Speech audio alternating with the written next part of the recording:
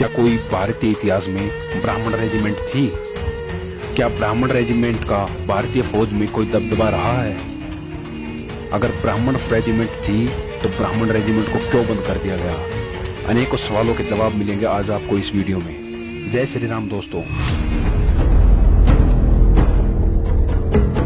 अगर हम ब्राह्मण रेजिमेंट की स्थापना की बात करें तो सन 1776 में 30वीं बंगाल नेटिव इन्फेंट्री बटालियन के नाम से ब्राह्मण रेजिमेंट की स्थापना हुई थी।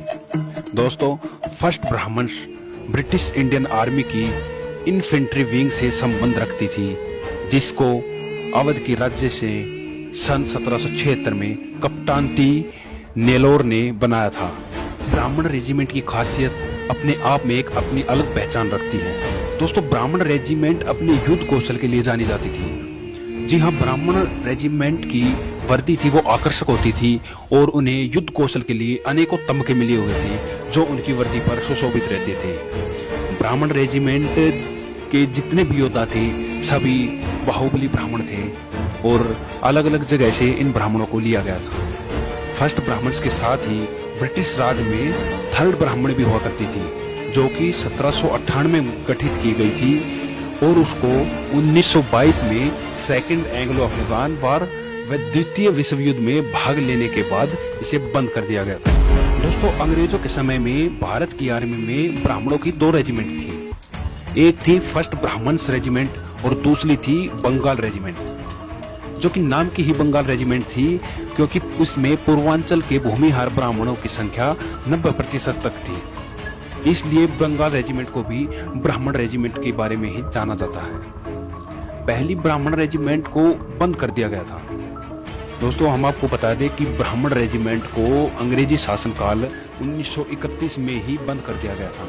अनेकों कारण थे इसके, उसी कारणों को हम आगे जानेंगे। कारण नंबर 1 था कि 1857 के विद्रोह में इस रेजिमेंट ने अंग्रेजों के खिलाफ हथियारबंद विद्रोह किया था।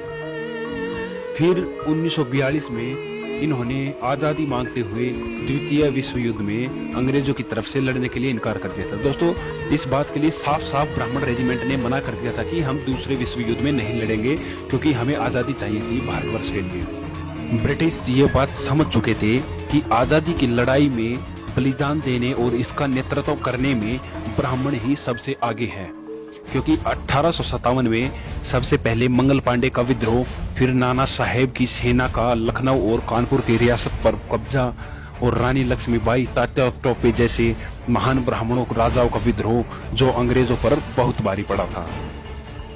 दोस्तों, ब्राह्मण रेजिमेंट ने अंग्रेजी साम्राज्य को बहुत नुकसान पहुंचाया।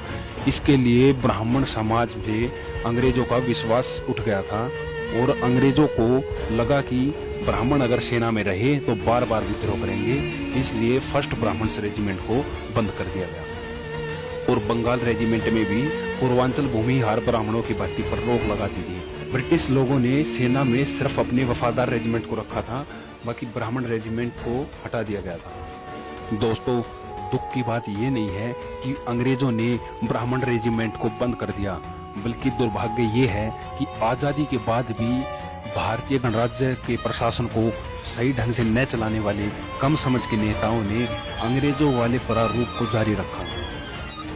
ब्राह्मण रेजिमेंट ब्राह्मणों का हक है और ब्राह्मणों को उनकी पहचान से वंचित किया गया है उनकी रेजिमेंट को बंद रख के। ये एक अपमानजनक बात है कि अंग्रेजों ने अपने डर से कि भारत कभी आजाद ना हो जाए, उसी कारण ब्राह्मण रेजिमेंट को बंद किया गया था, क्योंकि ब्राह्मण रेजिमेंट सबसे विश्वसनीय रेजिमेंट थी जो कि अपने देश के लिए सजग रहती थी। ब्राह्मण रेजिमेंट के योद्धा भारतवर्ष के लिए मर मिटने के लिए हमेशा तैयार रहते थे और उसी रेजिमेंट को आज भी बंद रखा गया है। और अंत में मैं सरकार से यही गुजारिश करता हूँ कि लड़ैया ब्राह्मण रेजिमेंट को जल्द ही गठित किया जाए और ब्राह्मणों को उनका सम्मान वापस दिया जाए। तब तक के लिए जय श्री राम, भारत माता की जय।